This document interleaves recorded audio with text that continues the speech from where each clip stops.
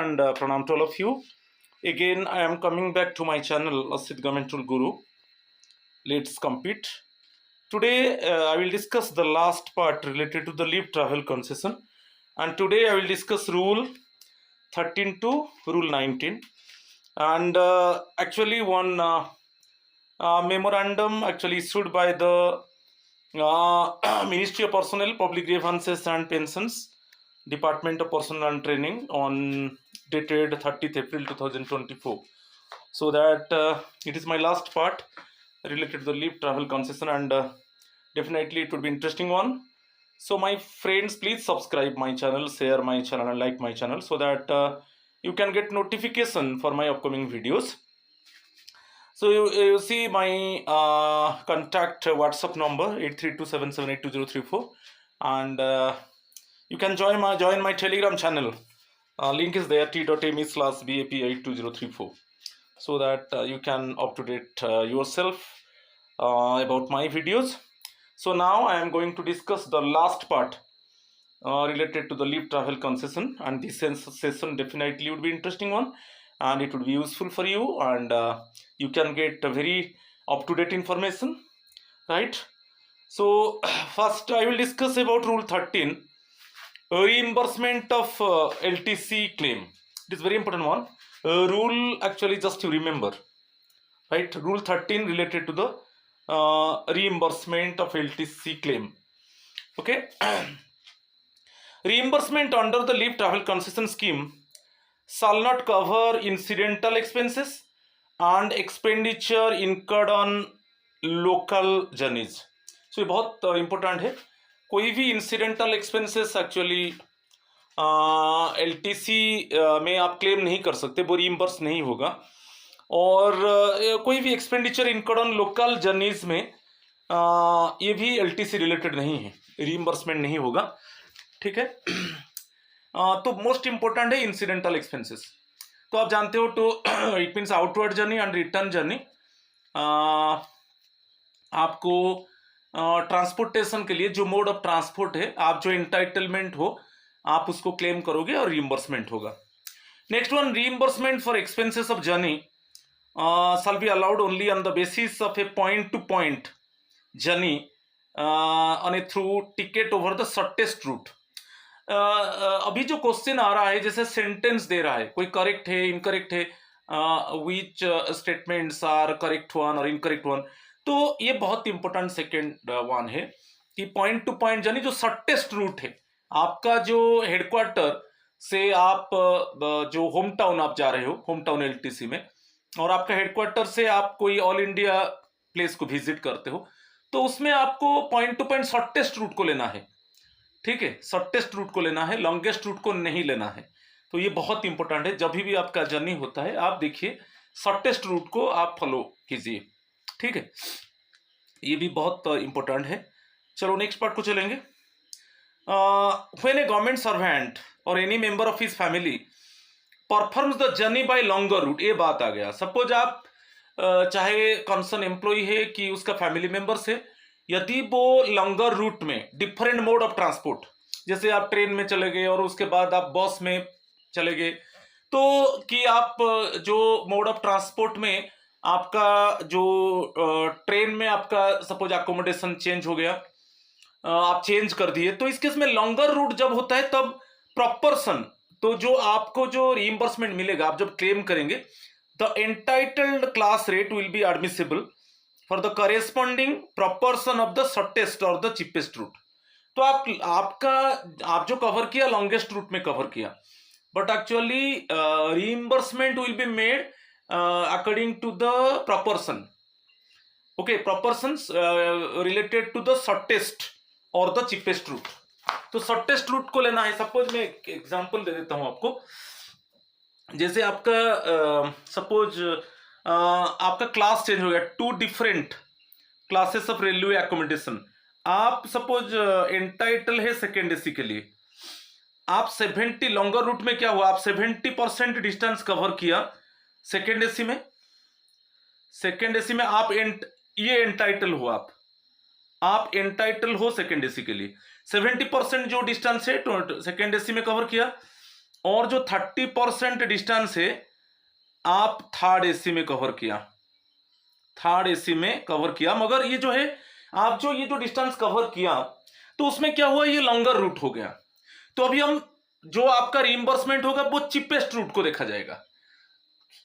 आपका जो हेडक्वार्टर के पास जो रेलवे स्टेशन है वहां से हम देखेंगे जो डेस्टिनेशन आप जिस प्लेस को जा रहे हो, सपोज आप होम टाउन जा रहे हो कि आप ऑल इंडिया एलटीसी लिया है, उसमें जो चिपेस्ट रूट होगा पॉइंट टू पॉइंट, आपका हेडक्वार्टर के पास क्या रेलवे स्टेशन है और वो जो डेस्टिनेशन को जा रहे हो, जैसे होम टाउन के पास क्या नियरेस्ट रेलवे स्टेशन है, कि आप ऑल इंडिया एलटीसी में जिस डेस्टिनेशन को जा रहे हो उसका पास जो रेलवे स्टेशन क्या है।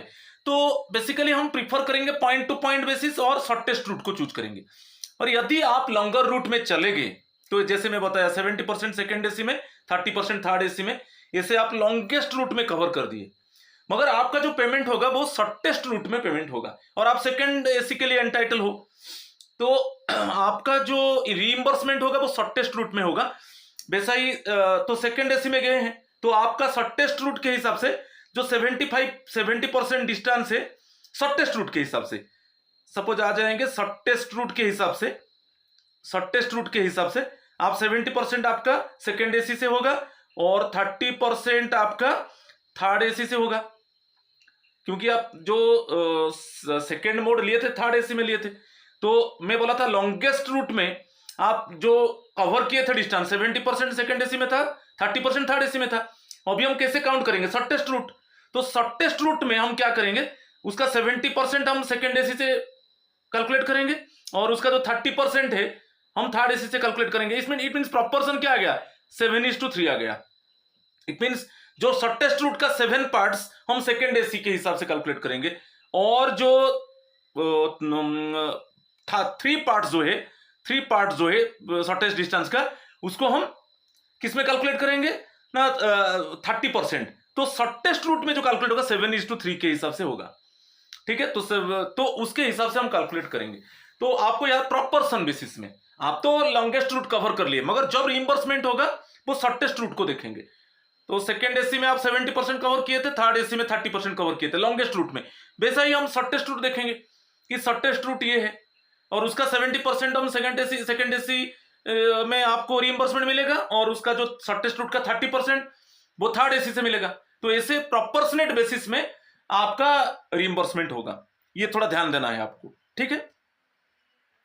ये देखिए जो ऑफिस मेमोरेंडम जो था, जो department of personal and training का जो मेमोरेंडम ये था, ये डेट था, ठीक है, इससे रिलेटेड में, ठीक है। इसको देख लीजिए। चलो नेक्स्ट पार्ट को चलेंगे। In a case where a government servant और his family avails of the concessional circular tour ticket offered by the railways in conjunction with the LTC। इसमें क्या है, सपोज आपको रेलवे से एक कॉन्सेशनल सर्कुलर टिकट मिला, सर्कुलर टूर टिकट, ठीक है, ये है सर्कुलर टूर टिकट आपको मिला रेलवे से, तो उसमें आप एलटीसी लेकर चले गए। ओके, सर्कुलर टिकट है, जो भी है लॉन्गेस्ट रूट होगा, क्योंकि एक सर्कुलर टूर टिकट है, लॉन्गेस्ट रूट होगा, मगर उसका रीइंबर्समेंट कैसे होगा, रीइंबर्समेंट वही हम शॉर्टेस्ट को देखेंगे। आप तो circular tour ticket means definitely it means longer distance होगा, वही डेस्टिनेशन को जा रहे हो, तो सर्कुलर टूर टिकट मींस बहुत जगह को घुमा घुमा कर आपको लेगा वो, ठीक है। तो मगर हम जो रीइंबर्समेंट होगा वो शॉर्टेस्ट रूट के हिसाब से होगा, क्योंकि हमारा जो रीइंबर्समेंट सभी हम देखते हैं कि हेडक्वार्टर टू होम टाउन की headquarter to all India LTC, और वो शॉर्टेस्ट होना चाहिए, जो डिस्टेंस शॉर्टेस्ट होना चाहिए वो उसको हम कवर करेंगे। मगर यहाँ पर सर्कुलर टूर टिकट हो गया, तो सर्कुलर टूर टिकट मींस बहुत कुछ जगह को आप घूम घूम कर जा सकते हो, ठीक है, तो वो तो लॉन्गेस्ट हो जाएगा। तो इसलिए जो रीइंबर्समेंट होगा वो शॉर्टेस्ट के हिसाब से होगा, ठीक है। आप जो एंटाइटल हो, आपका जो एंटाइटलमेंट है, जैसे आप सेकेंड एसी में हो कि फर्स्ट क्लास फर्स्ट एसी में हो, तो वो बेसिकली शॉर्टेस्ट डिस्टेंस के हिसाब से हम कैलकुलेट करेंगे आपका जो एंटाइटल्ड क्लास है, ठीक है, इसमें कोई ये नहीं है।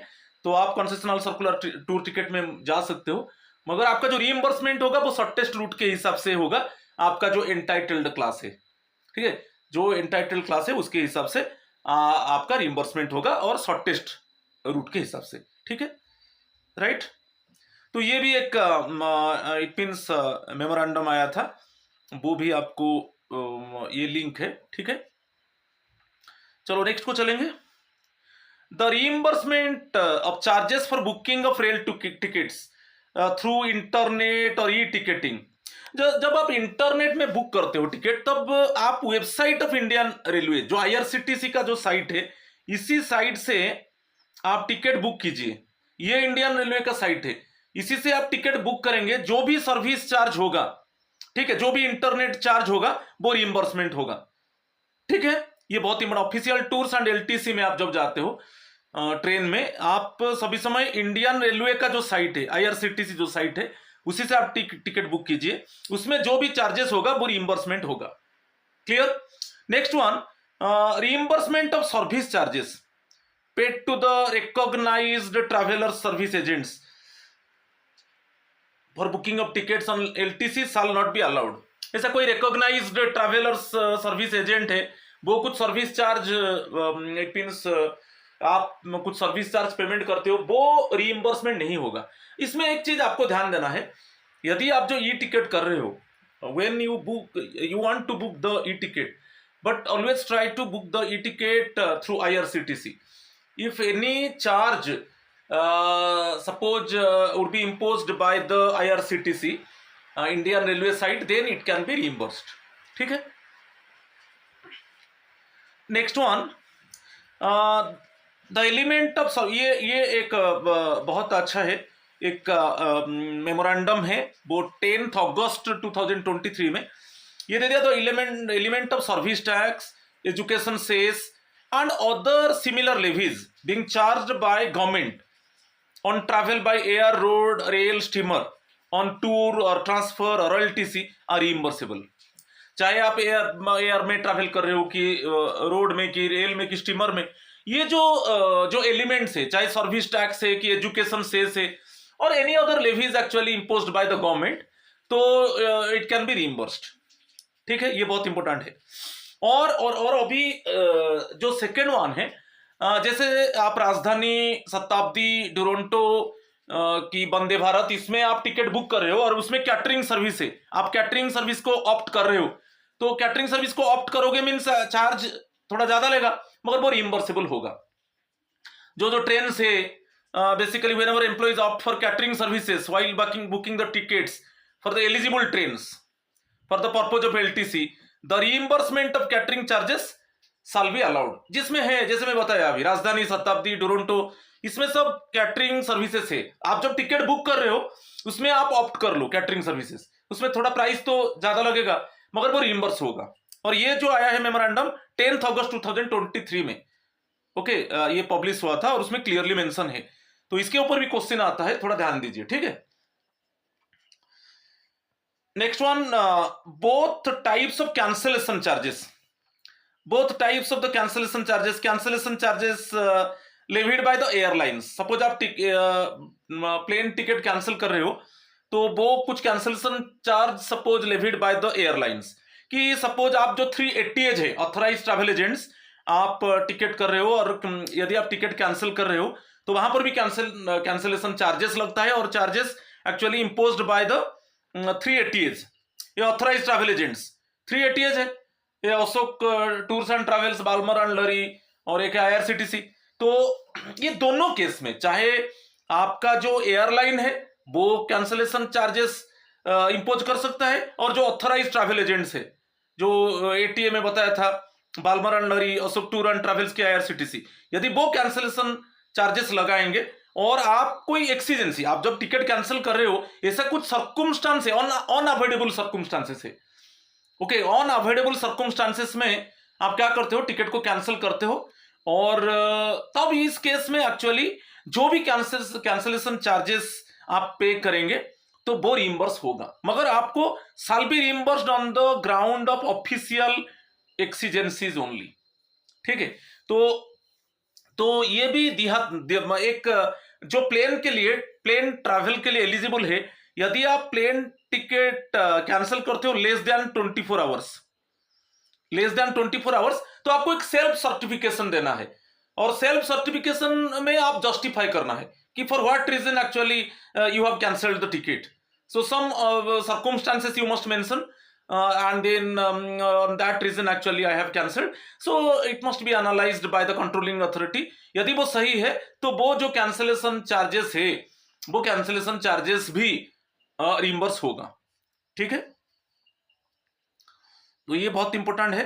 मगर ये जो लास्ट सेंटेंस है इसको याद कीजिए. क्वेश्चन आजकल जो those type of questions are coming, very typical one. Basically question a है, it means cancellation charges shall be reimbursed. इसमें कोई प्रॉब्लम नहीं है, मगर on the time of only exigencies, unavoidable circumstances actually the cancellation charges can be reimbursed. Next कुछ एक condition है. The cases where a government servant travels on LTC up to the nearest airport or railway station or bus terminal by authorized mode of transport and undertakes the rest of the journey to the declared place of visit by private transport or own arrangement such as personal vehicle or private taxi etc. may be dealt with as follows. इसमें क्या है, आप जैसे suppose चले गए headquarter to airport चले गए आप. इसमें आप सही मोड ऑफ ट्रांसपोर्ट में आप जानते हो कि यदि पब्लिक ट्रांसपोर्ट अवेलेबल है, आप पब्लिक ट्रांसपोर्ट को अवेल करना है. ठीक है, वहां से फिर जब आप फिर एयरपोर्ट से डेस्टिनेशन को जा रहे हो, इसमें तो आप पब्लिक ट्रांसपोर्ट को यूज किया, मगर यहां पे आप प्राइवेट व्हीकल्स को यूज कर दिया. एयरपोर्ट से हेडक्वार्टर टू एयरपोर्ट चले गए, ठीक है, पब्लिक ट्रांसपोर्ट में कोई प्रॉब्लम नहीं है. मगर आप जब एयरपोर्ट से जो डेस्टिनेशन को गए वो प्राइवेट व्हीकल्स यूज किया. एक्चुअली रूल है कि यदि पब्लिक ट्रांसपोर्ट यूज है, आप ओन व्हीकल्स और प्राइवेट व्हीकल्स यूज नहीं कर सकते. यदि आप किया, मगर आपका रीइंबर्समेंट किसके हिसाब से होगा? पब्लिक ट्रांसपोर्ट के हिसाब से होगा. ये जो जैसे आप एयरपोर्ट से कोई डेस्टिनेशन को जा रहे हो, वहां पर स्टेट ट्रांसपोर्ट कुछ अलाउ किया है. सपोज कुछ ऐसे बस नहीं है मगर कुछ टैक्सी है, कुछ ऑटो है, जो स्टेट ट्रांसपोर्ट उसको अलाउ किया है और उसमें आप जो वो हायर करके लेता है एक्चुअली लोगों को, तो वहां उससे आपको इट मींस रीइंबर्स होगा. ठीक है, जो पब्लिक ट्रांसपोर्ट है, फैसिलिटी है, आप उसको अवेल करो और उसमें आपका रीइंबर्समेंट होगा. तो इसमें आपको याद कीजिए कि यदि आप ऐसे चले गए हेडक्वार्टर टू एयरपोर्ट, तो आप पब्लिक ट्रांसपोर्ट में गए, मगर वहां पर एयरपोर्ट से जब डेस्टिनेशन आप चले गए, कोई प्राइवेट व्हीकल्स को आप यूज कर दिया, तो इसको यूज नहीं करना है. आप यदि भी यूज करते हो, मगर आपको रीइंबर्समेंट किसके हिसाब से मिलेगा? पब्लिक ट्रांसपोर्ट के हिसाब से मिलेगा. ठीक है, इसको ध्यान दीजिए. ए पॉइंट में क्लैरिफाई कर दिया यहां पर. If a public transport is available in a particular area, the government servant will be reimbursed the fare admissible for journey by otherwise entitled mode of public transport from the nearest airport और railway station और bus terminal to the declared place of visit by shortest direct route. ठीक है, तो ये बहुत important है. यदि public transport facility है तो उसको अवेल कीजिए. यदि आप कोई प्राइवेट व्हीकल्स अवेल करते हो, तो उस केस में आपको जो रीइंबर्समेंट होगा वो पब्लिक ट्रांसपोर्ट के हिसाब से होगा. ठीक है, ये भी एक सर्कुलर आया था. ठीक है, नेक्स्ट चलेंगे. ये भी मैं बता चुका हूं. If there is no public transport, यदि जहां पर पब्लिक ट्रांसपोर्ट नहीं है, तब आप प्राइवेट व्हीकल्स ले सकते हो. मगर प्राइवेट व्हीकल्स में आप आउटवर्ड जर्नी में, इसको याद रखिए, प्राइवेट आउटवर्ड जर्नी में 100 किलोमीटर एंड रिटर्न जर्नी में 100 किलोमीटर, ऐसे रिटर्न जर्नी में 100 किलोमीटर. तो इसे टू एंड फ्रो में आपको जाने और जब जा रहे हो और रिटर्न कर रहे हो, ऐसे 200 किलोमीटर तक आप प्राइवेट व्हीकल्स यूज कर सकते हो सेल्फ सर्टिफिकेशन करके. ये कंडीशन क्या है? जहां पर पब्लिक ट्रांसपोर्ट नहीं है. If there is no public transport, then आपका आउटवर्ड जर्नी में 100 किलोमीटर प्राइवेट व्हीकल्स ले सकते हो और रिटर्न जर्नी में 100 किलोमीटर ले सकते हो. ऐसे टोटल में जो टू एंड फ्रो में आपको जो 200 किलोमीटर आप प्राइवेट व्हीकल्स में जा सकते हो, सेल्फ सर्टिफिकेशन आपको देना है और वो रिइंबर्समेंट होगा. इसके ऊपर बहुत इंपॉर्टेंट है, इसके ऊपर क्वेश्चन आता है. ठीक है, तो जहां पर पब्लिक ट्रांसपोर्ट नहीं है, तब आप प्राइवेट व्हीकल ले सकते हो. आउटवर्ड जर्नी में 100 किलोमीटर और रिटर्न जर्नी में 100 किलोमीटर. तो इसमें मैक्सिमम 200 किलोमीटर जो टू एंड फ्रो में वो रिइंबर्स होगा यदि आप प्राइवेट व्हीकल में जाते हो, क्योंकि वहां पर पब्लिक ट्रांसपोर्ट फैसिलिटी अवेलेबल नहीं है. ये भी एक सर्कुलर इशू किया था department of personal and training, ठीक है, 4 फरवरी 2021 में, राइट। चलो ठीक है, यहां पर कुछ टाइम लिमिट दे दिया, जैसे आप अभी अप्लाई करोगे, क्योंकि जब एलटीसी आप अवेल करोगे तब लीव एप्लीकेशन आपको देना है। फिर लीव एप्लीकेशन क्या होगा, वो एक्सेप्ट होगा कि आपको एडवांस लेना है, कि आप लीव एनकैशमेंट जो आपका ईएल को एनकैश करना चाहते हो। तो ये सब टाइम ड्यूरेशन क्या है, ये ऑफिशियल प्रोसीजर क्या है भाई। The time limit shall be followed while processing the LTC applications और claims of the government services. तो जैसे लीव एप्लीकेशन देते हो, वो आपका लीव एप्लीकेशन को अप्रूव किया जाएगा 5 वर्किंग डेज प्लस दो 3 है ना, जब when your actually office is away from the headquarter. If your office is suppose subordinate office is away from the headquarter, तब एक्स्ट्रा 3 डेज। बट आपका ऑफिस जो हेडक्वार्टर में है तो 5 वर्किंग डेज याद रखना है। तो +3 वही है, यहां पर एक स्टार मार्क दे दिया गया, देखिए। तो लीव एप्लीकेशन कितने दिन में अप्रूव होना चाहिए, 5 वर्किंग डेज, 5 वर्किंग डेज। और यदि आपका if your office is away from the headquarter, then वो 3 working days, additional 3 working days मिलेगा। वैसे सैंक्शन ऑफ एलटीसी एडवांस, आप एलटीसी एडवांस के लिए अप्लाई किए, कि लीव एनकैशमेंट के लिए आप अप्लाई किए, तो वो भी 5 वर्किंग डेज, ओके, वो अप्रूव होगा। और यदि आपका वही आपका if your office is away from the headquarter, then 3 additional working days दिया जाता है। और time taken by administration for verification, आप एलटीसी क्लेम कर दिया, आप एलटीसी क्लेम किया, उसका वेरिफिकेशन होगा, ओके, एडमिनिस्ट्रेशन ने उसको वेरीफाई करेगा, तो वेरिफिकेशन के लिए 10 वर्किंग डेज। जो आप एलटीसी रिटर्न आने के बाद इमीडिएटली आप क्लेम करोगे, तो जब उसको एडमिनिस्ट्रेशन जो चेक करेगा, उसके लिए normally time 10 working days. Again if your office is away from the headquarter, additional 3 working days. Time taken bye DDO, जो ड्राइंग एंड डिस्पर्सिंग ऑफिसर है, जैसे एडमिनिस्ट्रेशन आपका क्लेम को चेक करके डीडीओ को दे देगा, फिर डीडीओ उसको देखना है, ठीक है, डीडीओ उसको चेक करेगा, डीडीओ साइन करेगा ना, ओके। एडमिनिस्ट्रेशन ऑफिस में आप दे दिए, ऑफिस उसको चेक किया, फिर डीडीओ का साइन होगा, तो time taken bye DDO again 5 working days. Again if your office is away from the headquarter, additional 3 working days. तो डीडीओ जो साइन करेगा, जो एडमिनिस्ट्रेशन एक्चुअली वेरिफिकेशन करने के बाद जब डीडीओ जो ड्राइंग एंड डिस्पर्सिंग ऑफिसर है उसके पास जाएगा, वो साइन करेगा, वो भी 5 वर्किंग डेज है। अच्छा, डीडीओ के साइन के बाद पीएओ, पे एंड अकाउंट्स ऑफिसर, क्योंकि वो पेमेंट करेगा, ओके, आपका जो आप जो क्लेम किया था फाइनली वो सेटल करेगा पीएओ। डीडीओ का साइन के बाद पे एंड अकाउंट्स ऑफिसर के पास जाएगा, वो भी लेगा 5 वर्किंग डेज। और एडिशनल जो है if your office is away from the headquarter, तो इसमें सभी 5 नॉर्मली 5 वर्किंग डेज है। मगर जब आप डॉक्यूमेंट सबमिट करते हो, ठीक है, वो क्लेम करने के लिए, रीइंबर्समेंट के लिए आप जब डॉक्यूमेंट सबमिट करते हो ऑफिस में, जो ऑफिस उसको जो चेक करता है, वो नॉर्मली 10 वर्किंग डेज होता है, अदर केस में सब 5 है। और जो एडिशनल 3 वर्किंग डेज है if your office is away from the headquarter. Clear, वही चीज दे दिया, एडिशनल 3 डेज ट्रांजिट टाइम में बी अलाउड, जो स्टार मार्क था, may be allowed in cases where the place of posting of the government employees is away from their headquarters. ठीक है, place of posting it is away from their headquarters, the government employee may proceed on LTC after action. ये action होने के बाद, क्योंकि आप leave के लिए अप्लाई करोगे, फिर एडवांस लोगे, ठीक है, ये सब चीज है, ठीक है। तो आप जब आपका place of posting of the government employees is away from their headquarters, okay, जो आपका प्लेस ऑफ पोस्टिंग है यदि वो हेडक्वार्टर से अवे है, तो वो वहां पर 3 वर्किंग डेज वो ऐड कर दिया गया। नॉर्मली जैसे 5 वर्किंग डेज है plus 3 working days when you got posting but it is away from your headquarter. Then under CCS LTC rules, the government servants are required to inform their controlling officer. आप आपका controlling officer को inform करना है before the commencement of the journey. The government servants की आप कौन सा place को जा रहे हो, ओके, आपका जो आउटवर्ड जर्नी किस डेट में स्टार्ट होगा, तो government servants are required to inform their controlling, इसके ऊपर क्वेश्चन आता है, controlling officer before the journey on LTC to be under,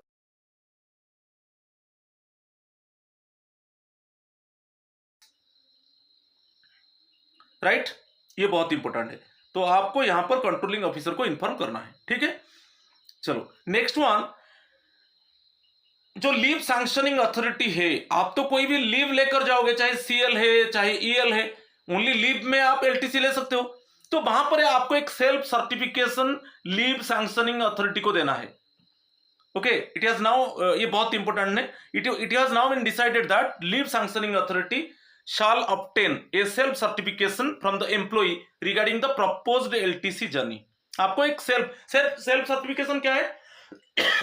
आप डिटेल, आपका नाम लिखोगे यदि आप जा रहे हो, यदि आप नहीं जा रहे हो तो आपका फैमिली मेंबर जा रहे हो, एक सेल्फ सर्टिफिकेशन है, कौन सा जगह को जा रहे हो, और डेट क्या है, कौन सा डेट में आप सपोज आप LTC लेना चाहते हो, तो डिटेल्स आपको देना है। बेसिकली प्लेस ऑफ विजिट और whether you take the LTC और your family members, duration of the LTC, तो ये डिटेल्स आपको एक self certification leave sanctioning authority को देना है। ठीक है, एक फॉर्म लाइक है, अभी हम देखेंगे आगे में है।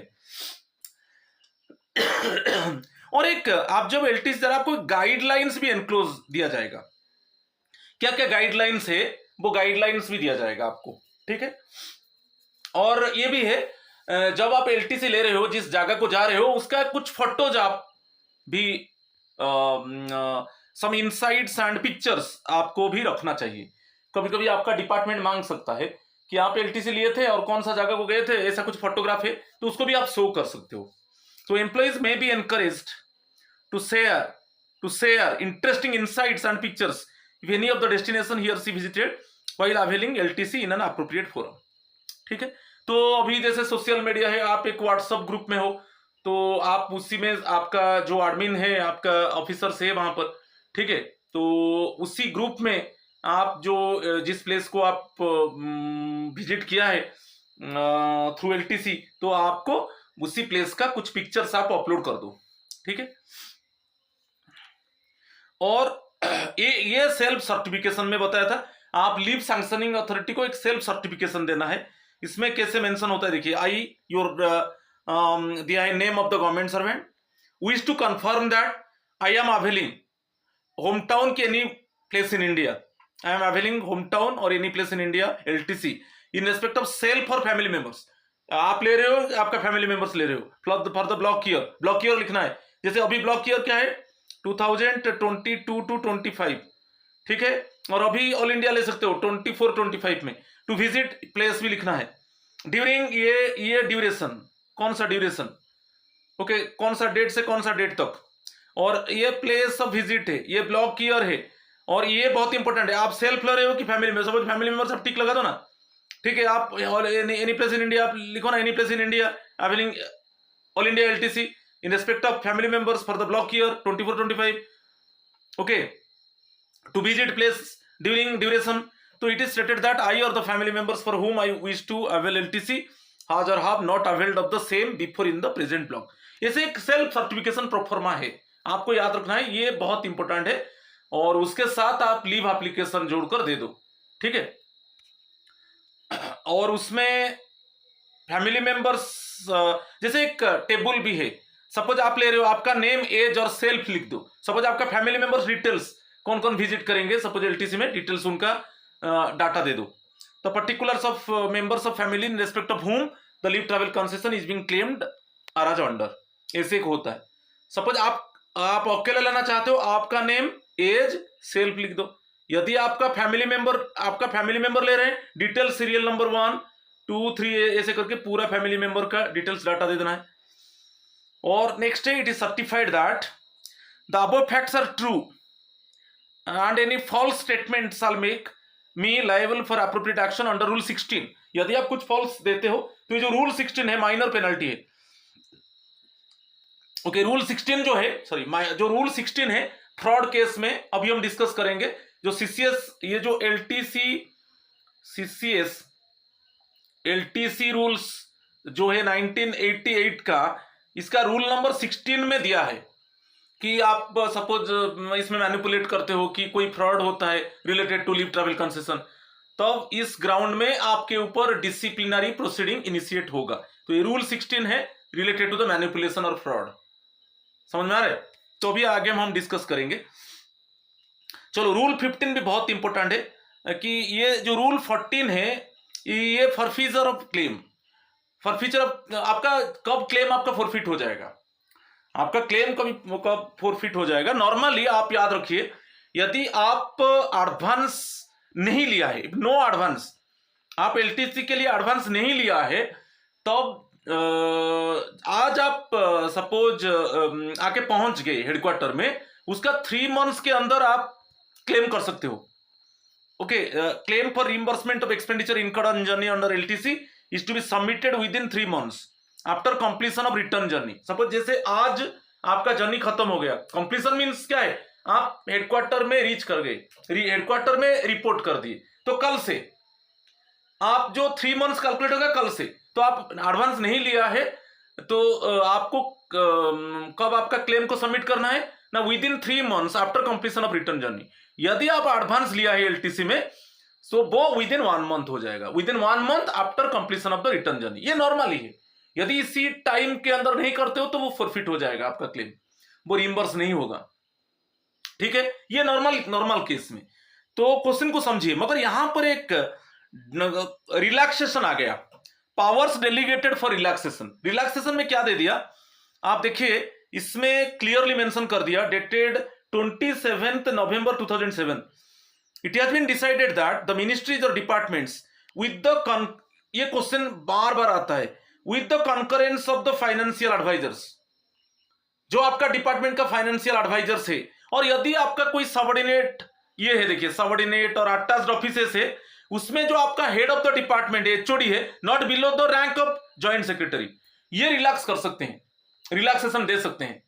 ठीक है, तो आप याद रखना है, इधर आपका डिपार्टमेंट का फाइनेंशियल एडवाइजर, और यदि आपका सबऑर्डिनेट ऑफिसेस है और अटैच्ड ऑफिसेस है, उसमें जो आपका हेड ऑफ द डिपार्टमेंट है, हेड ऑफ द डिपार्टमेंट का रैंक जॉइंट सेक्रेटरी का लेवल रैंक से कम नहीं होगा, not below the rank of joint secretary, वो उसमें रिलैक्सेशन दे सकते हैं. यहां पर कोई डीओपीटी को रिफरेंस नहीं जाएगा, without reference to the DoPT. तो यदि आप जैसे एडवांस लिया है, आप एडवांस लिया है, तो आप 1 मंथ के अंदर आपको क्लेम को सबमिट करना है. Okay, if you have normally, if you have taken advance, then within 1 month after the completion of return journey you must submit the claim. यदि आप एडवांस नहीं लिया है, if suppose you have not taken advance, then within 3 months after completion of the return journey you must submit the claim. तो इसमें relaxation, suppose इसी period में नहीं करते हो तो रिलैक्सेशन आता है.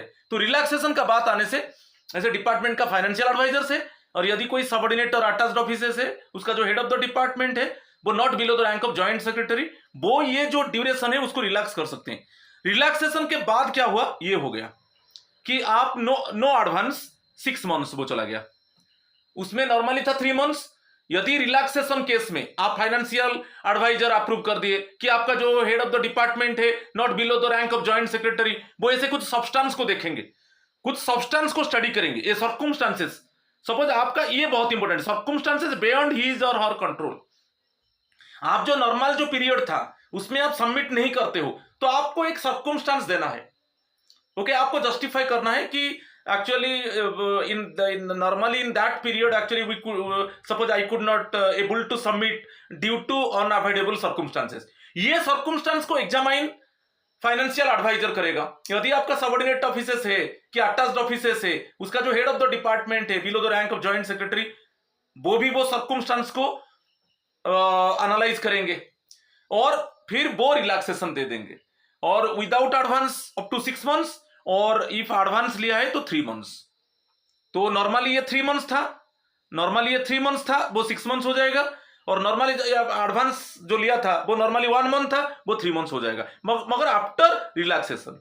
और आपको एक उम्दा सबूत देना है, एक सर्कमस्टांस देना है जो it is actually beyond of your control, and so that you could not submit with in the normal time, and it must be analyzed by the financial advisor or head of the department not below the rank of joint secretary. Okay, if they accept it, then ये relaxation time थोड़ा बढ़ जाएगा, 3 months to 6 months हो जाएगा if you have not taken advance, और जो advance लिया है वो 1 month to 3 months हो जाएगा. और ये रिलैक्स, और एक मजा बात है, यदि आप ये रिलैक्सेशन टाइम के अंदर नहीं दे पाए तो ये दिया है, provided the entire advance amount is return with in 3 months. इसी केस में subject to a clause that the entire amount would be recovered, the entire amount would be recovered within one lump sum. एक lump sum में interest will be charged on the entire amount of advance कब से ना, from the date of drawal to the date of recovery. तो आप देखिए ये बहुत इंपॉर्टेंट है, आपको रिलैक्सेशन दे दिया गया, रिलैक्सेशन दे दिया गया, रिलैक्सेशन देने के बाद जो एडवांस आप लिया था, एडवांस लिया था तो रिलैक्सेशन में अप टू 3 मंथ्स के अंदर आपको देना है।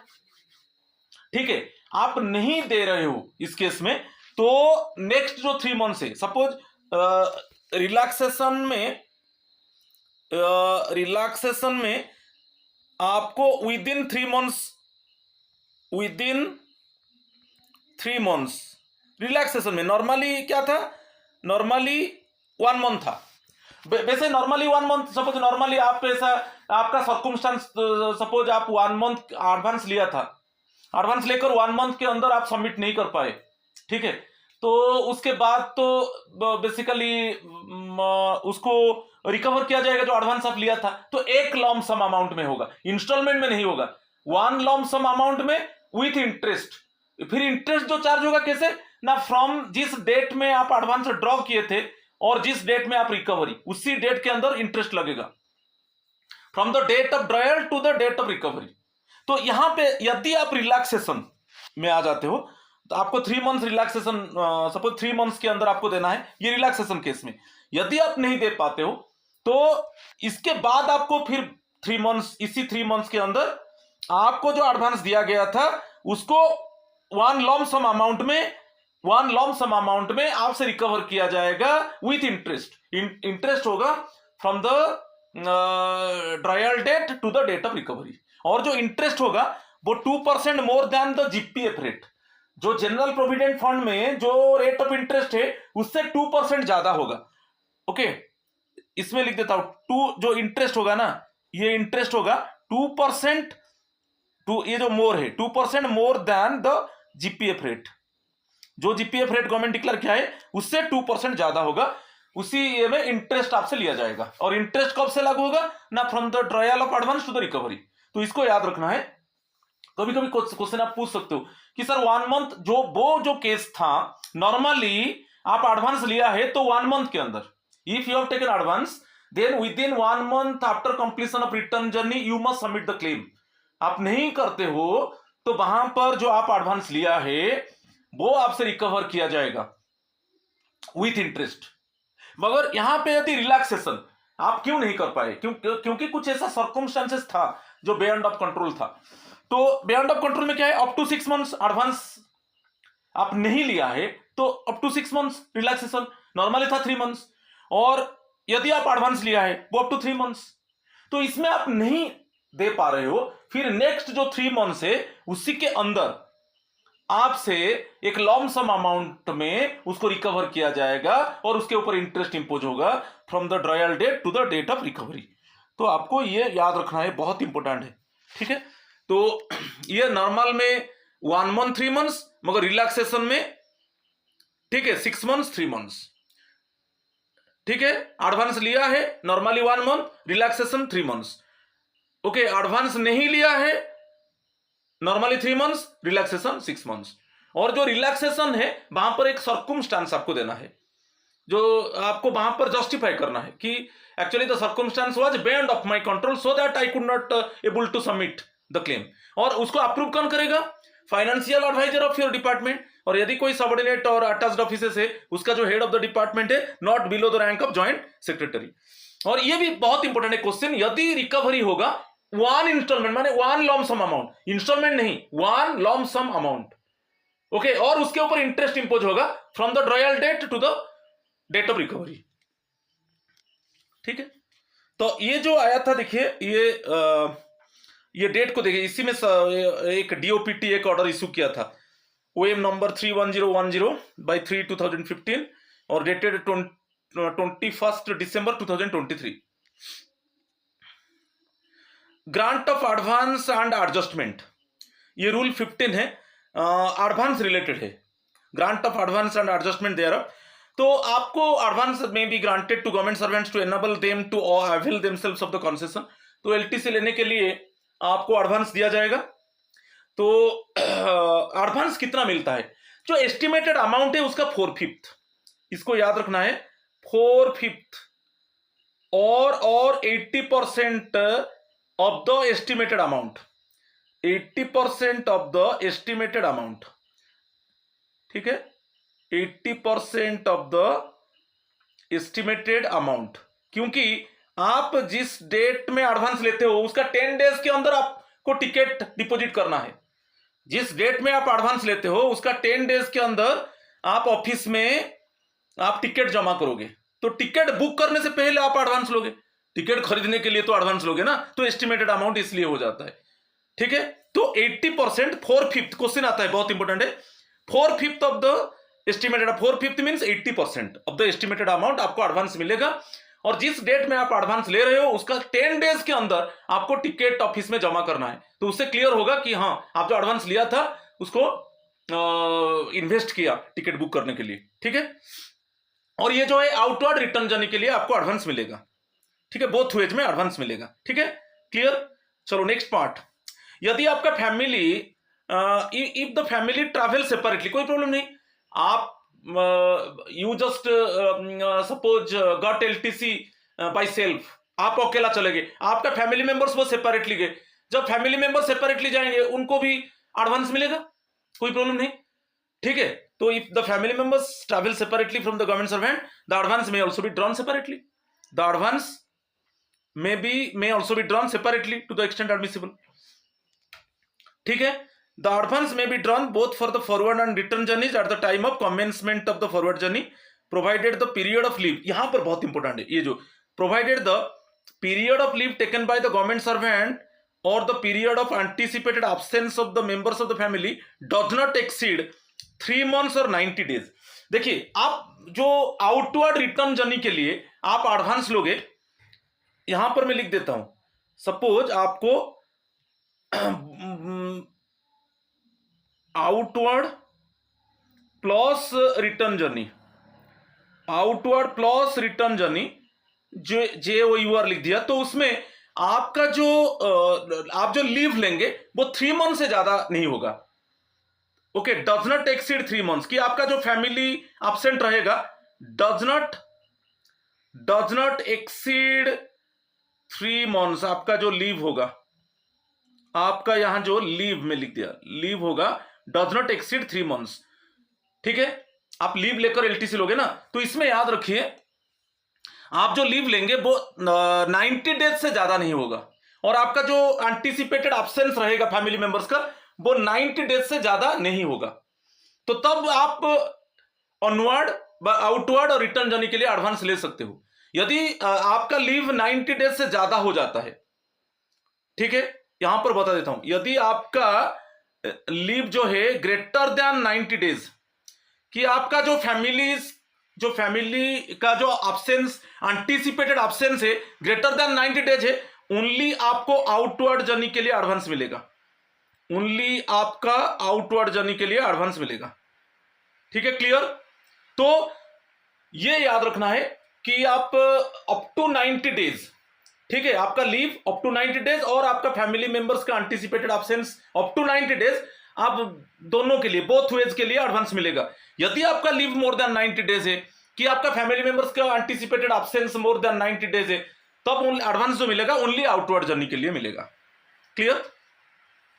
तो ये चीज बहुत इंपॉर्टेंट रखना है। देखिए यहां पर दे दिया, if this limit is exceeded then the advance may be drawn for the outward journey only. It means यदि आपका लीव ग्रेटर देन 90 डेज है व ग्रेटर देन 3 मंथ्स है, ठीक है, तब आप ओनली आउटवर्ड जर्नी के लिए आपको एडवांस मिलेगा। तो ये दो चीज याद रखना है, चाहे आपका लीव कि चाहे anticipated absence of your family members, ठीक है, greater than 90 days means only outward journey के लिए आपको एडवांस मिलेगा। मगर यहां पर सपोज आप एडवांस ले लिया, बोथ वेज के लिए, ओके, ये already after the advance had already been drawn for both the journeys, आप एडवांस ले लिया है मगर आपका लिमिट क्रॉस कर गया 90 डेज, आप ऑलरेडी एडवांस ले चुके हो, ठीक है, आपका लीव है कि आपका फैमिली मेंबर्स, सपोज आपका फैमिली मेंबर्स के लिए आप एडवांस लिया है और उनका एब्सेंस हो गया, एंटीसिपेटेड एब्सेंस हो गया greater than 90 days, if the, यहां पर दे दिया, देखिए, if the limit of 3 months और 90 डेज इज एक्सीडेड, चाहे आपका लीव हो कि आपका जो फैमिली मेंबर्स के लिए आप एडवांस लिया है, तो उन फैमिली मेंबर्स का एडवांस लिया है तो उनका जो एंटीसिपेटेड एब्सेंस होगा मोर देन 90 डेज होगा। मगर बोथ वेज के लिए आप एडवांस लिया है तो अब उस केस में क्या होगा, जो आप एडवांस लिया है 50% एडवांस आपसे रिफंड ओके आपको करना है, ठीक है। 1/2 of the advance should be refunded to the government forthwith. तो ये याद रखना, यदि आप दोनों के लिए एडवांस ले लिया है, आउटवर्ड जर्नी रिटर्न जर्नी के लिए एडवांस ले लिया, मगर आपका लीव मोर देन 90 डेज हो गया, कि आप एडवांस लिया आपका फैमिली मेंबर्स के लिए और उनका जो anticipated absence more than 90 days हो गया, तो आप तो बोथ के लिए आप बोथ वेज के लिए आप एडवांस ले चुके हो। तो इस केस में यदि आपका लीव 90 मोर देन 90 डेज है, कि आप आपका फैमिली मेंबर्स के लिए एडवांस लिए थे बोथ वेज में और उनका anticipated absence more than 90 days हो गया, तो इस केस में जो एडवांस आप लिए थे उसका 50% आपको रिफंड करना है, ठीक है।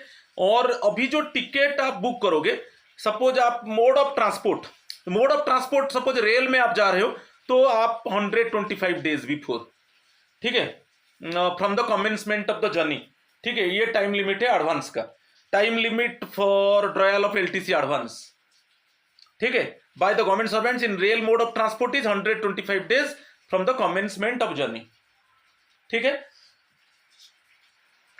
और यदि अदर मोड में जा रहे हो ARC रोड, वो 65 डेज है। Cases where the LTC journey is proposed to be undertaken by other modes of transport, that is to say ARC road, the time limit for drawing LTC advance shall remain 65 days only. तो ये दोनों तो आप जानते हो।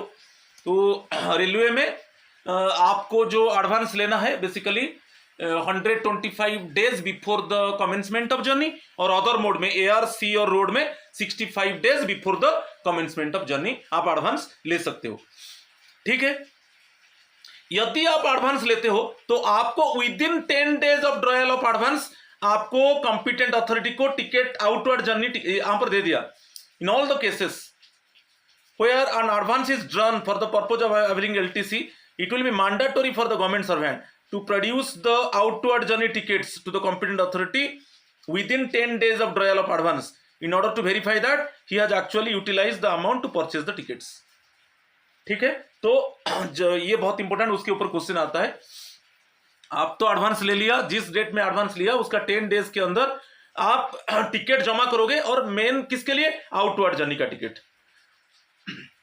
it will be mandatory for the government servant to produce the outward journey ticket, outward journey tickets, वो return journey के लिए नहीं बोला। ये भी एक क्वेश्चन आ जाता है कि आप दोनों का टिकट जमा करोगे, ओके। तो it will be mandatory for the government servant to produce the outward journey tickets the competent authority within 10 days of. अच्छा, आप एडवांस लिया बोथ वेज के लिए, आप एडवांस लिया आउटवर्ड जर्नी रिटर्न जर्नी, तो इट मीन्स यहां पर क्वेश्चन सवाल आता है कि आप ओनली आउटवर्ड जर्नी का टिकट जमा करोगे ना, बोथ को जमा करना है विद इन 10 डेज, क्योंकि आप एडवांस ले चुके हो बोथ वेज के लिए, ठीक है। तो आपको याद रखना है, if you have taken advance for both ways outward and return journey, then within 10 days of taking advance you must submit the tickets, so that your competent authority must confirm that is already you have booked the tickets for LTC, ठीक है।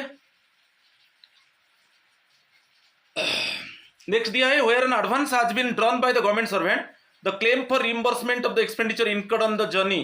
सभी ये चीज मैं बता चुका हूं, ये चीज को नॉर्मली आप एडवांस लिया है, ये चीज मैं बता चुका हूं, एडवांस लिया है तो within 1 month of the completion of return journey, with in 1 month, okay, आपको विद इन 1 मंथ मीन्स कैसे, जो रिटर्न जर्नी का after completion of return journey, और आप नो एडवांस नहीं लिया है तो normally 3 months, with in 3 months after completion of the return journey, with in 3 months after completion of the return journey आपको क्लेम को सबमिट करना है। ये चीज को बता चुका हूं मैं ऑलरेडी, और रिलैक्सेशन नहीं है, नॉर्मल केस में है, अदरवाइज आपका फॉरफिट हो जाएगा, ओके। रिलैक्सेशन केस में क्या है, आपको एक सर्कमस्टांस, ओके, आपको एक जस्टिफाई करना है कि इसी सर्कमस्टांसेस में मैं इस पीरियड के अंदर क्लेम को जमा नहीं कर पाया, वो अलग बात है। मगर नॉर्मली एडवांस लिया है with in 1 month after completion of return journey, आपको क्लेम को सबमिट करना है। और if you have not taken advance, then within 3 months after completion of the return journey you must submit the claim।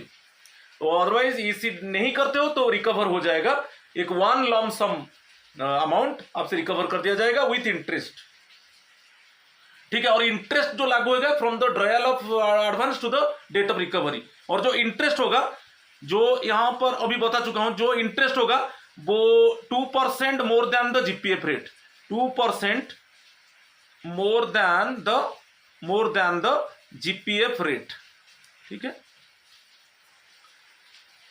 और यहां पर दे दिया रिलैक्सेशन केस, ये रिलैक्सेशन का मैं डिस्कस कर चुका हूं। रिलैक्सेशन क्या है, आप जो नॉर्मल पीरियड था 1 मंथ 3 मंथ्स उसके अंदर सबमिट नहीं किया तो आपको एक सर्कमस्टेंस देना है, और उसको financial adviser of your department, और यदि आपका कोई सबऑर्डिनेट ऑफिस है कि अटैच्ड ऑफिस है, उसका जो हेड ऑफ द डिपार्टमेंट है not below the rank of joint secretary, वो उसको अप्रूव करेंगे, तो उस केस में वो चला जाएगा 3 मंथ 6 मंथ्स। ओके, रिलैक्सेशन में आप एडवांस लिया है तो विद इन 3 मंथ्स, आप एडवांस नहीं लिया है तो विद इन 6 मंथ्स आपको देना है। ओके, इस केस में नहीं देते हो तो फिर उसके बाद क्या होगा, विद इन 3 मंथ्स, नहीं देते हो तो विद इन 3 मंथ्स आपसे रिकवर किया जाएगा, विद इन 3 मंथ्स एक लॉम सम अमाउंट में, within 3 months one lump sum amount में आपसे रिकवर किया जाएगा, और इंटरेस्ट लगेगा from the drawal of advance to the date of recovery, ठीक है। इसको भी डिस्कस कर चुका हूं। अच्छा, डेपुटेशन केस में ये एक बहुत इंपॉर्टेंट ऑप्शन है, procedure for grant of advance for LTC to an officer on deputation who immediately on reversion to his parent office. Suppose देखिए, आपका डेपुटेशन पीरियड खत्म हो गया, तो जब डेपुटेशन पीरियड खत्म हो गया, आप बोरोइंग डिपार्टमेंट को बोलते हो कि मैं अभी छुट्टी ले जाऊंगा और उसमें मैं एलटीसी ले जाऊंगा, और मेरा एलटीसी जो मेरा छुट्टी खत्म होने के बाद जाकर मैं पेरेंट डिपार्टमेंट में ज्वाइन करूंगा। अगर मैं बता रहा हूं, already your deputation period is completed, okay, deputation period is completed and you approach to the borrowing department कि I want to take leave and within leave it means I want to avail LTC, so after completion of my leave I will join in the parent department. समझ में आ गया? आपका deputation period खत्म हो गया, आप अभी borrowing department को बोल रहे हो कि मुझे छुट्टी चाहिए और उसमें मैं एलटीसी लूंगा, और मेरा छुट्टी खत्म होने के बाद मैं जाकर पेरेंट डिपार्टमेंट में ज्वाइन करूंगा, तो उसमें कौन एडवांस आपको देगा?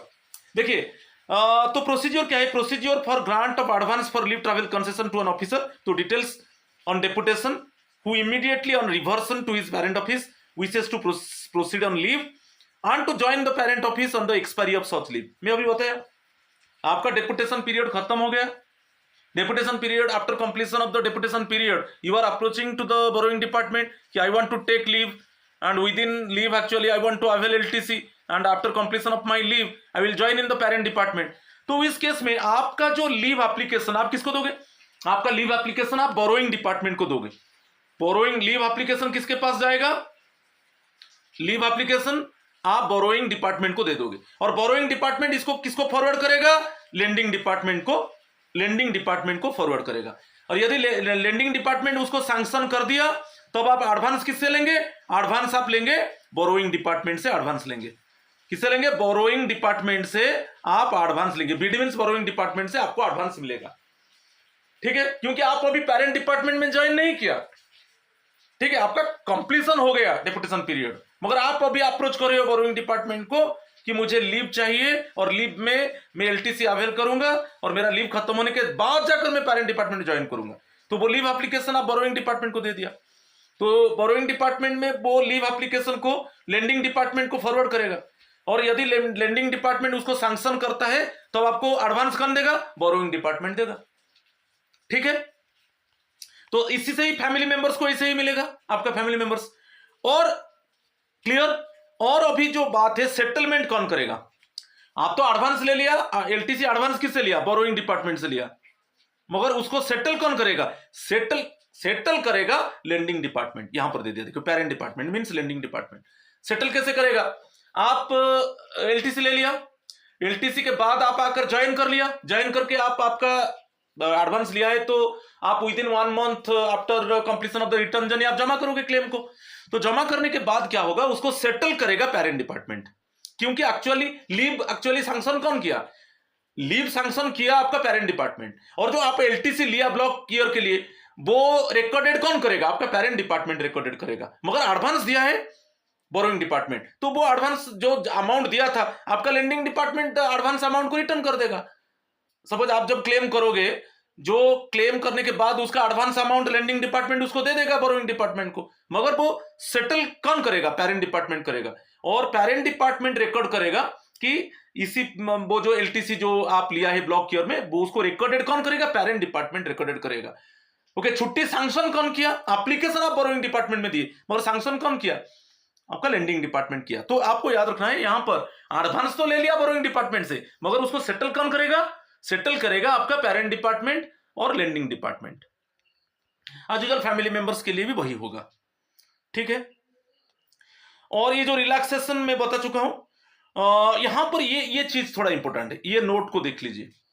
Relaxation of normal time limit, जैसे आपका 6 months between commencement and completion of the journey, 6 months between commencement and completion of the journey by the family of a government servant shall be exercised by head of the department। तो आपका family members जो outward journey और return journey में gap कितना हो गया? 6 months, ठीक है। जो आउटवर्ड जर्नी रिटर्न जर्नी में गैप हो जाएगा 6 months, तो आपका फैमिली मेंबर्स एलटीसी ले लिए, मगर वो उनका रिटर्न जर्नी खत्म हुआ, जो गैप रहा 6 months रहा, उसको रिलैक्सेशन कौन दे देगा? हेड ऑफ द डिपार्टमेंट दे देगा, याद रखिए। तो relaxation of normal time limit of 6 months दे दिया। देखिए, तो आपका फैमिली मेंबर्स के लिए ये है, जो commencement it means outward journey return journey में यदि गैप हो जाता है 6 months, तो वो रिलैक्स कौन देगा? हेड ऑफ द डिपार्टमेंट देगा। ये बहुत इंपॉर्टेंट है, क्वेश्चन आता है इसके ऊपर, ठीक है। चलो नेक्स्ट पार्ट को चलेंगे, encashment of earned leave at the time of LTC. आप याद रखिए, जब आप एलटीसी लेते हो, आप 10 एक समय में 10 ईएल को एनकैश कर सकते हो, earned leave up to 10 days। तो ये जो अर्न्ड लीव ऑफ एनकैशमेंट जो रहेगा, बेसिक पे प्लस डीए, ये जो वन टाइम में जो एनकैशमेंट होगा, जो 10 days ईएल को आप एनकैश कर सकते हो, 10 days ईएल को जो आप एनकैश कर सकते हो, वो किसके हिसाब से होगा? बेसिक पे प्लस डियरनेस अलाउंस, इसके हिसाब से आप 10 days ईएल को एनकैश कर सकते हो। मगर याद रखना है, आप जब 10 days ईएल को एनकैश करते हो एलटीसी टाइम में, आपका सर्विस बुक में मिनिमम कितना ईएल होना चाहिए? 30 ईएल लेने के बाद। ओके, तो ये बहुत इंपॉर्टेंट है। आफ्टर एनकैशमेंट, ये याद रखिए, आफ्टर, देखिए यहां पर लिख देता हूं, आफ्टर एनकैशमेंट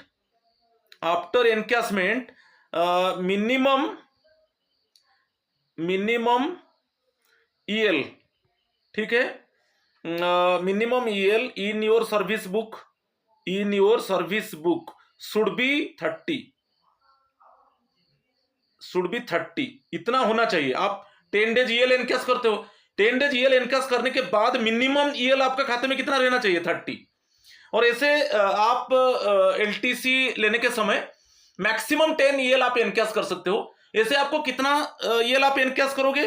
पूरा कैरियर में, सर्विस कैरियर में, ठीक है, सर्विस कैरियर में आप 60 ईएल को एनकैश कर सकते हो।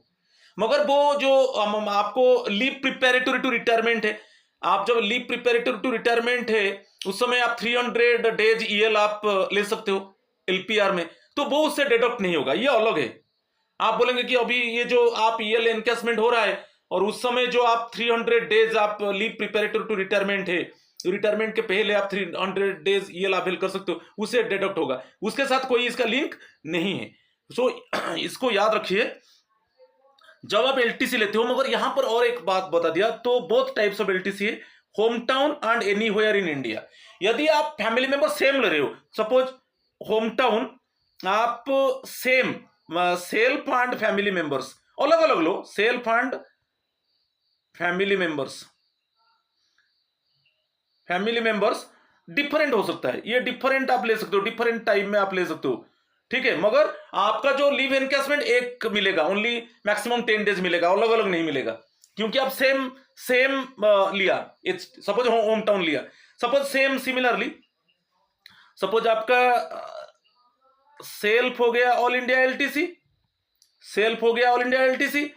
फैमिली मेंबर्स हो गया ऑल इंडिया एलटीसी, तो इस केस में आपको जो मैक्सिमम कितना ईएल एनकैश कर सकते हो, 10 ईएल एनकैश कर सकते हो, अलग अलग नहीं मिलेगा, 10 ईएल एनकैश कर सकते हो यदि। तो इसी में दे दिया, ये बहुत इंपॉर्टेंट है, when the one and the, यहां पर दे दिया देखिए, when the one and the same LTC is being availed up by the government servant and his family member separately in A block year, one and the same LTC, दोनों आप separately लो, आप आपका family member separately लो मगर same LTC लिया, same means आप home town लिया, कि same means आप ऑल इंडिया एलटीसी लिया, इसी केस में आपको आप सेपरेटली एलटीसी ले सकते हो मगर उस समय आपको मैक्सिमम 10 ईएल एनकैश होगा। ओके, मैक्सिमम, तो encashment of leave would be restricted to one occasion only. Different occasions में आप गए, सपोज आप होम टाउन लिया, सेपरेटली आपका family members home town LTC ले लिया सेपरेटली, मगर इस केस में वन ओकेजन के लिए आपको मैक्सिमम 10 ईएल एनकैश होगा। सिमिलरली आप ऑल इंडिया ले और सेपरेटली आपका family members all India LTC avail किया, मगर वन ओकेजन में आपको क्या होगा, जो मैक्सिमम 10 ईएल एनकैश होगा। ठीक है, समझ में आ रहा है? तो ये बहुत इंपॉर्टेंट है। तो इसमें आपको याद रखना है, आप सेम एलटीसी ले रहे हो मगर डिफरेंटली, माने same LTC but in separately, same LTC separately, इसको याद रखना है, same LTC separately, same LTC separately, तब वन ओकेजन के लिए आप मैक्सिमम 10 ईएल एनकैश कर सकते हो वन ओकेजन। तो सेम एलटीसी सेपरेटली आप लो मगर वन ओकेजन में मैक्सिमम 10 ईएल एनकैश होगा। और मैं बताया, यदि आप 10 ईएल जो एनकैश करते हो तो एनकैश करने के बाद मिनिमम ईएल आपका सर्विस बुक में 30 होना चाहिए, उससे कम नहीं होगा। आप 10 ईएल तो एनकैश कर दिया मगर मिनिमम सर्विस में बुक में कितना होना चाहिए, 30 ईएल रहना चाहिए आफ्टर एनकैशमेंट। और है एंटायर सर्विस में आप 60 ईएल को एनकैश कर सकते हो, और वो leave preparatory to retirement time में जो 300 ईएल आप एनकैश कर सकते हो उसके साथ कोई लिंक नहीं है। तो ये एक ऑर्डर पास किया था डीओपीटी ने, इसको थोड़ा देख लीजिए। ये दे दिया, government officers are allowed to encash 10 days on leave at the time of availing of LTC to the extent of 60 days, ये एंटायर कैरियर में 60 डेज, और वन टाइम मैक्सिमम कितना 10 डेज ईएल आप एनकैश कर सकते हो। और ये बहुत इंपॉर्टेंट है, लीव रूल्स में आप देख लीजिए, यदि आप 10 ईएल एनकैश कर सकते हो after encashment minimum 30 EL okay should be present in your service book. तो इसमें जो दिया है, the leave encashed at the time of LTC will not be deducted from the maximum amount of on leave encashable at the time of retirement. अच्छा, retirement time में कितना EL encash होगा? Retirement time में आप 300 EL को encash कर सकते हो मगर उससे वो डेबिट नहीं होगा। ओके, रिटायरमेंट टाइम में जो 300 ईएल एनकैश होगा, रिटायरमेंट टाइम में जो 300 ईएल एनकैश होगा उसी से वो डेबिट नहीं होगा। कभी कभी मानते हो कि सर एलटीसी टाइम में जो एनकैश किया, ये रिटायरमेंट टाइम में जो ईएल एनकैश होगा उससे डेबिट हो जाएगा, उसके साथ कोई लिंक नहीं है।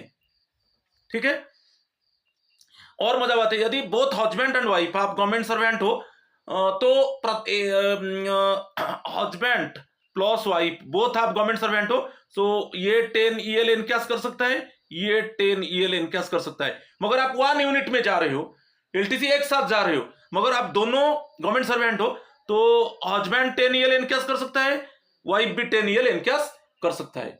ठीक है, मगर 1 यूनिट में आप एलटीसी जा रहे हो, हस्बैंड वाइफ दोनों एक ही साथ एलटीसी ले रहे हो, कोई प्रॉब्लम नहीं है। एक जगह को आप घूमने सेपरेटली नहीं ले रहे हो, हस्बैंड वाइफ दोनों आप एलटीसी ले रहे हो एक जगह को 1 यूनिट में, ये इसमें कर दिया 1 यूनिट यानी दोनों मिलकर, दोनों हस्बैंड वाइफ मिलकर आप जा रहे हो एलटीसी में, मगर इसमें बोथ आर गवर्नमेंट सर्वेंट्स ना, तो आप ईच को 10 ईएल आप एनकैश कर सकते हो। हस्बैंड 10 ईएल एनकैश कर सकता है और वाइफ भी 10 ईएल एनकैश कर सकता है, और हस्बैंड का वही 60 ईएल वो एनकैश करेगा, वाइफ 60 ईएल एनकैश करेगा maximum during the entire career.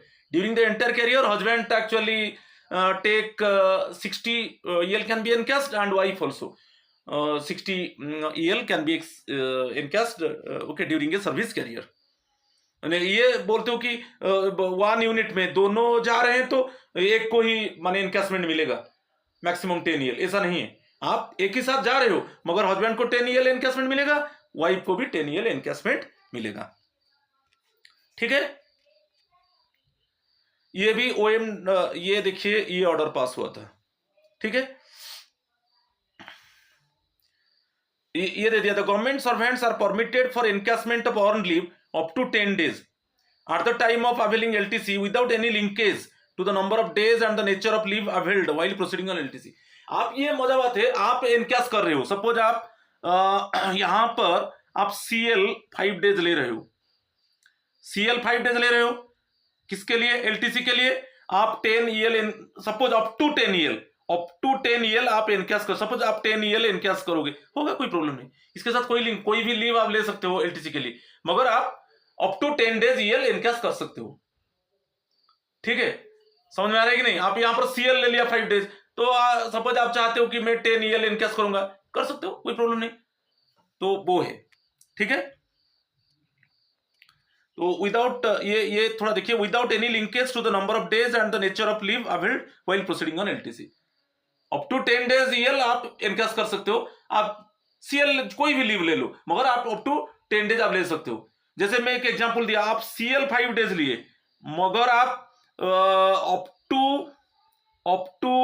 10 EL encash कर सकते हो, कोई प्रॉब्लम नहीं। ये ना इसका कोई लिंक है अदर लीव के साथ, ना ड्यूरेशन के साथ। ठीक है, the central government employees govern by CCS leave rules 1972, यहां पर who are entitled to LTC but opt for the facility of LTC provided to their spouses employed by PSUs, corporation, autonomous bodies etcetera. ये एक option है। यदि आप आपका spouse PSU में है कि कॉर्पोरेशन में है कि ऑटोनोमस बॉडीज में है, आप खुद का LTC लेना नहीं चाहते हो, आपका स्पाउस का LTC लेना चाहते हो, तो क्या आप आपका जो अप टू 10 EL एनकैश कर सकते हो? कर सकते हो। आपका स्पाउस है इसमें, दे आर स्पाउसेस एम्प्लॉयड, तो आप आपका स्पाउसेस का LTC को अवेल करना चाहते हो, आप खुद का LTC को अवेल नहीं करना चाहते, कोई प्रॉब्लम नहीं है, इसमें भी आप 10 EL एनकैश कर सकते हो। भैया who are otherwise not entitled to LTC on account of their spouse being employed in Indian Railways or National Airlines। यदि आपका स्पाउस इंडियन रेलवेज में है कि नेशनल एयरलाइंस में है, उनको कुछ कंसेशनल टिकट मिलता है, तो इस केस में आप उसको अवेल करते हो, तो आपको आपका LTC आप अवेल नहीं कर सकते। क्या इस केस में आप अप टू 10 EL एनकैश नहीं कर सकते? कर सकते हो, 10 EL एनकैश कर सकते हो। ठीक है, तो आर एंटाइटल्ड टू लीव, ये दोनों ऑप्शन में देखिए, आप आपका स्पाउस का LTC को अवेल करना चाहते हो, आपका स्पाउस ऑटोनोमस बॉडी में है कि कॉर्पोरेशन में है कि पब्लिक सेक्टर अंडरटेकिंग में है, आप खुद का LTC को अवेल नहीं करना चाहते, आप चाहते हो कि I want to avail the LTC facility of my spouse, but your spouse is working in PSU, corporation और autonomous body, in this case also you can encase up to 10 EL।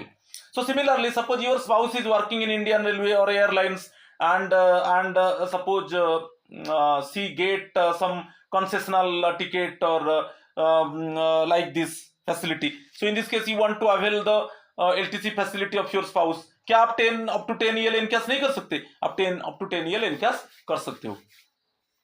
ठीक है, और जो री एम्प्लॉयड पेंशनर्स है, री employed, जैसे आप रिटायर्ड हो गए, रिटायर्ड होने के बाद वो फिर आप ज्वाइन कर रहे हो कोई गवर्नमेंट, री एम्प्लॉयड पेंशनर्स, उनके लिए भी LTC फैसिलिटी है, तो उनके लिए भी वही है। आप जैसे पूरा एंटायर कैरियर, माने इंक्लूडिंग आपका कैरियर, सपोज आपका पूरा कैरियर में कितना EL, सपोज यहां पर देख लीजिए, ये बहुत विद इन रिटायरमेंट आप 50 EL ऑलरेडी एनकैश कर चुके हो, तो आफ्टर रिटायरमेंट फिर आप री एम्प्लॉयड हो गए, तो आप कितना EL ले सकते हो, कितना EL को एनकैश कर सकते हो? ओनली 10 EL एनकैश कर सकते हो। ओके, री एम्प्लॉयड केस में, ठीक है, क्योंकि विद इन रिटायरमेंट आप 50 EL एनकैश कर चुके हो ऑलरेडी, तो आफ्टर रिटायरमेंट अगेन आप ज्वाइन किया, तो आप LTC का हकदार हो, मगर इसमें ओनली 10 EL। तो इट मीन्स आपको याद रखना है, बिफोर रिटायरमेंट, आफ्टर रिटायरमेंट, दोनों मिलाकर आप मैक्सिमम 60 EL को एनकैश कर सकते हो। यहां पर लिख देता हूं, जो री एम्प्लॉयड पेंशनर के लिए before retirement plus after retirement कितना ईएल आप एनकैश करते हो एंटर कैरियर में, मैक्सिमम 60 ईएल आप एनकैश कर सकते हो, 60 ईएल एनकैश कर सकते हो। ठीक है, ये भी बहुत इंपॉर्टेंट है। ठीक है, यदि और एक है, इन केसेस में government employee decides to forgo his claim of reimbursement. Suppose आप फॉरगो कर दिया, आप रीइंबर्स नहीं आप एलटीसी अवेल कर लिया, मगर जो क्लेम को आप रीइंबर्स करना नहीं चाहते, you do not want to claim your reimbursement. क्या आपका जो अप टू 10 ईयर एनकैश नहीं कर सकते? कर सकते हो। To travel undertaken on private और हायर्ड व्हीकल, आप प्राइवेट व्हीकल हायर्ड व्हीकल में चले गए, तो प्राइवेट और हायर्ड व्हीकल में आप चले गए तो रीइंबर्समेंट नहीं होगा, तो आपको फॉरगो करना पड़ेगा। क्या इस केस में तो यहां पर क्लेम तो नील हो गया। क्या यहां पर आप leave encashment is allowed? Yes allowed, leave encashment is allowed. आप ऑलरेडी अप टू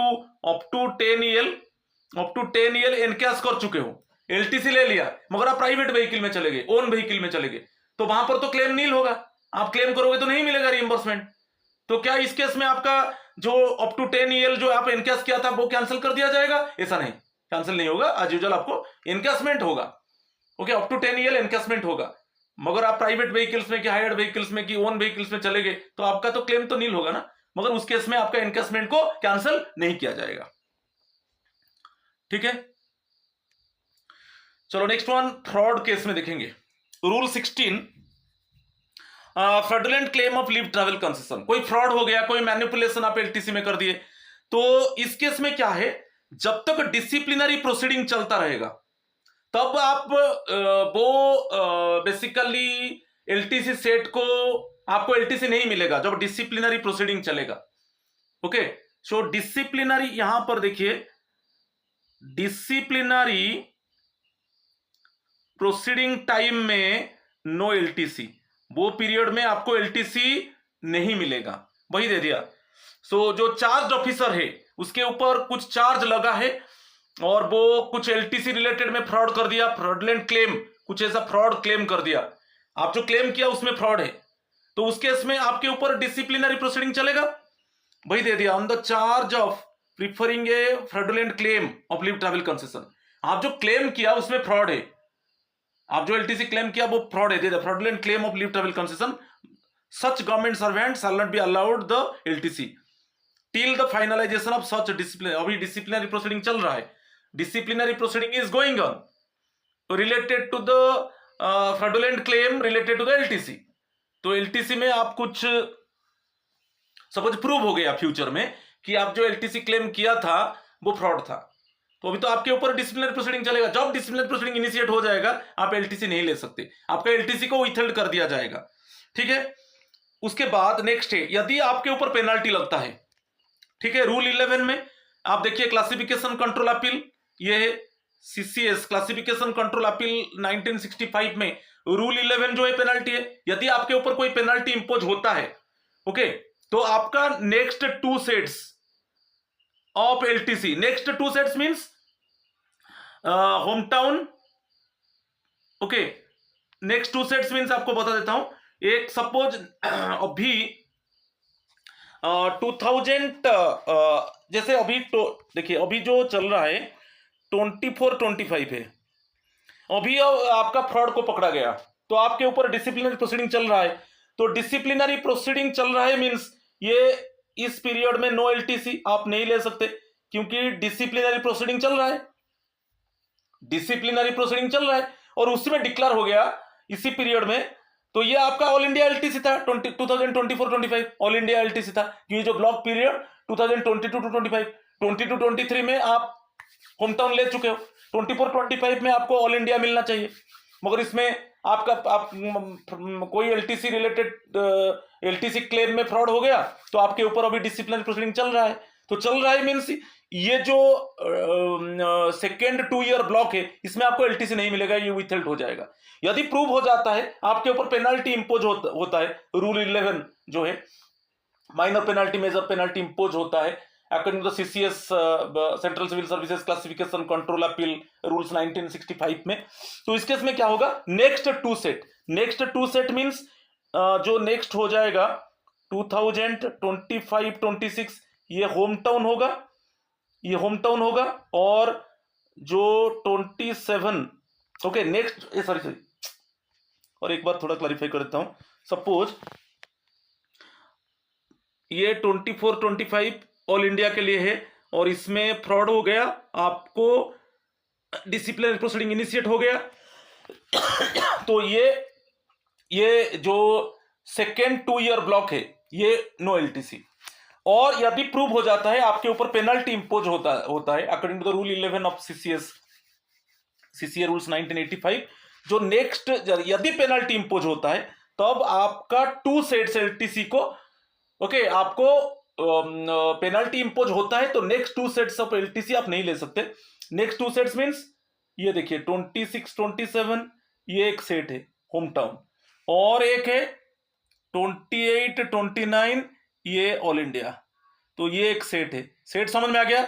ये एक सेट है, ये एक सेट है, ये एक सेट है। तो 2 सेट्स को आपको 2 सेट्स नहीं मिलेगा, 2 सेट्स को डिसअलाउ किया जाएगा यदि आपके ऊपर पेनल्टी प्रूव होता है। तो आपको याद रखना है यदि एलटीसी रिलेटेड क्लेम में फ्रॉड होता है, डिटेक्ट होता है, जब आपके ऊपर डिसिप्लिनरी प्रोसीडिंग इनिशिएट हो जाएगा तब आपका एलटीसी को विथहेल्ड कर दिया जाएगा। ओके, उस सेट का एलटीसी को विथहेल्ड कर दिया जाएगा यदि प्रूव हो जाता है। यदि प्रूव हो जाता है और आपके ऊपर पेनल्टी इंपोज हो जाता है according to rule 11, penalty impose हो जाता है, तब नेक्स्ट 2 सेट्स ऑफ एलटीसी आप नहीं ले सकते। ठीक है, नेक्स्ट 2 सेट्स ऑफ एलटीसी आप नहीं ले सकते। 2 सेट्स मींस अभी एग्जांपल में बताया, जैसे एक होम टाउन है 2 ईयर ब्लॉक में home town, next 2 year block में ऑल इंडिया, जो यही है होम टाउन ऑल इंडिया। ये जो होम टाउन के लिए जो 2 ईयर होता है, जैसे मैं बताया कि सपोज नेक्स्ट 26 27 होम टाउन है कि 28 29 ऑल इंडिया, ये 2 सेट, 26 27 होम टाउन ये एक सेट है, 28 29 ऑल इंडिया ये एक सेट है। तो ये 2 सेट्स ऐसे मानते हैं हम। 2 set means 2 year block period, sorry 1 set means 2 year block period, 1 set means 2 year block period. तो ये विथहेल्ड हो जाएगा। ठीक है, तो आपको 2 चीज यहां पर ये क्वेश्चन आता है, यदि डिसिप्लिनरी प्रोसीडिंग इनिशिएट हो गया, आपका एलटीसी को विथहेल्ड कर दिया गया, और यदि आप के ऊपर पेनल्टी इंपोज हो गया तब आपको next 2 sets of LTC allow नहीं किया जाएगा। The government servant shall not be allowed the next 2 sets of the LTC in addition to the sets already withheld. जो ऑलरेडी सेट विथहेल्ड है क्योंकि डिसिप्लिनरी प्रोसीडिंग चल रहा था during the pendency of the disciplinary proceedings. और ऐसा भी है controlling authority more than 2 sets of LTC को भी डिसअलाउ करेगा, disallow more than 2 sets of LTC, मगर वहां पर उसको रीजन देना पड़ेगा। मगर यह है, आपको याद रखना है, जब डिसिप्लिनरी प्रोसीडिंग इनिशिएट होगा तब आपका एलटीसी विथहेल्ड हो गया, और बाकी यदि आपके ऊपर पेनल्टी इंपोज हो गया तब नेक्स्ट 2 सेट्स ऑफ एलटीसी आपको नहीं मिलेगा। तो नेक्स्ट 2 सेट्स ऑफ एलटीसी गया और आपका जो पीरियड में डिसिप्लिनरी प्रोसीडिंग चल रहा था वो भी गया। ठीक है, ठीक है, यदि आपको एक्जोनरेट कर दिया गया, if the government servant is fully exonerated, यदि आपके ऊपर जो फ्रॉड चार्ज था आप उससे मुक्त हो गए, तब जो डिसिप्लिनरी प्रोसीडिंग चलते समय जो सेट्स विथहेल्ड था और जो नेक्स्ट 2 सेट्स ऑफ एलटीसी को डिसअलाउ किया गया था वो आपको अलाउ कर दिया जाएगा, मगर विद इन रिटायरमेंट आप उसको एडिशनल एलटीसी की तरह ले सकते हो, वही दे दिया। If the government servant is fully exonerated of the charges of fraudulent claim of LTC, he shall be allowed to avail of the concession withheld earlier as additional sets in future block years but before the normal date of his superannuation। तो जो भी LTC blocks withheld था और penalty impose होने से next 2 sets भी disallow किया गया, वो सब आपको मिल जाएगा एडिशन के आकार में, मगर आपको वो LTC सब लेना है बिफोर सुपरएनुएशन। ठीक है, तो यहां पर एक्सप्लेनेशन में 2 सेट्स मींस एक home town 2 year block home town, next 2 year block all India, वही है। सो 2 year block home town means एक सेट है, 2 year block all India means एक सेट है। ठीक है, तो ऐसे आपके तो याद रखना है। सपोज फॉर एग्जांपल एक दे देता हूं, सपोज ये ब्लॉक है 22 25 ये ब्लॉक है। ठीक है, तो 2024 में ये suppose for example disciplinary proceeding initiate हुआ तो आपका ये विथहेल्ड हो गया 24 25 क्या हो गया विथहेल्ड हो गया।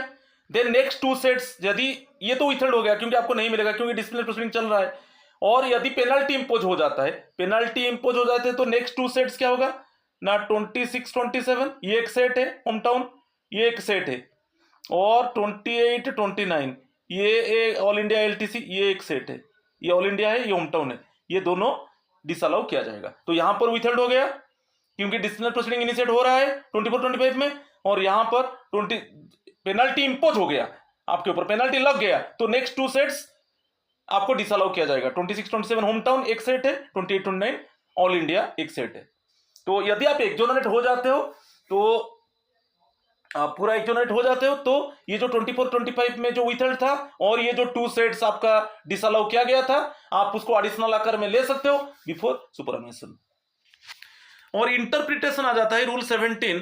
सपोज ऐसा कुछ प्रोविजंस है तो of these rules any doubt है तो वो किसको जाएगा, department of personal and training.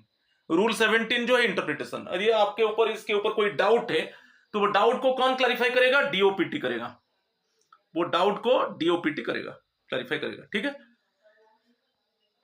Rule 18 power to relax mean suppose कुछ अननेसेसरी क्लॉजेस है, ऐसा कुछ अननेसेसरी क्लॉज है, अननेसेसरी सपोज क्लॉज है उसको आप उठाना चाहते हो, तो कोई रिप्रेजेंटेशन गया तो ठीक है, तो उस केस में क्या है भाई department of personal and training, okay बहुत डिपार्टमेंट्स ने क्या किया कि जो एलटीसी रिलेटेड क्लॉज है उसको हटा देना चाहिए, वो अननेसेसरी है, तो वो मैटर किसके साथ पास जाएगा, डीओपीटी के पास जाएगा। तो डीओपीटी उसको एक्सेप्ट करने के बाद ही जो भी अननेसेसरी क्लॉज है उसको हटा दिया जाएगा, ठीक है। ये पावर टू रिलैक्स रूल 18 है, राइट। और लास्ट जो है सेविंग है रूल 19। कोई भी इंस्ट्रक्शन जो जब तक मॉडिफिकेशन नहीं हुआ है, जब तक अमेंडेड मॉडिफाइड कैंसल्ड नहीं हुआ है तब तक वो रूल रहेगा। सपोज अमेंडेड मॉडिफाइड और कैंसल्ड बाय डीओपीटी, तब आप वो जिसके ऊपर अमेंडमेंट किया, जिसको मॉडिफाई किया, जिसको कैंसिल किया, जब डीओपीटी ने करेगा उसको हम मानेंगे। बट बिफोर दैट सपोज कोई ऐसा मॉडिफिकेशन नहीं है, कोई अमेंडमेंट नहीं है, कोई कैंसिलेशन नहीं है, कोई क्लॉज, तब तक हम जो भी रूल्स है उसको हमको मानना चाहिए। तो आज इतना ही है, ये लास्ट पार्ट था। अभी मेरा नेक्स्ट पार्ट में इनकम टैक्स को मैं रिवाइज करूंगा, थोड़ा प्रेजेंट इनकम टैक्स के ऊपर एक वीडियो लाऊंगा। तो आज इतना ही है, थैंक यू एंड नमस्कार to all of you. Please do not forget to subscribe my channel. Thank you and namaskar to all of you.